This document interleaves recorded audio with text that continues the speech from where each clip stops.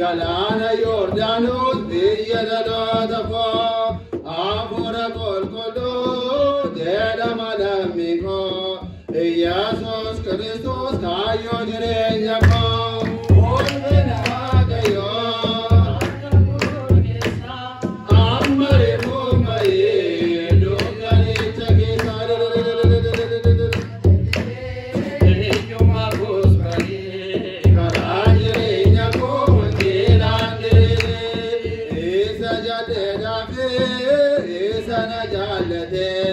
Jirenya sadume jirenya filati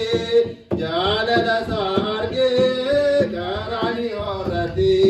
bokona nergate palo sajalati olbe nawagayo amare bumari lukale chakisar enyuma gobari garanje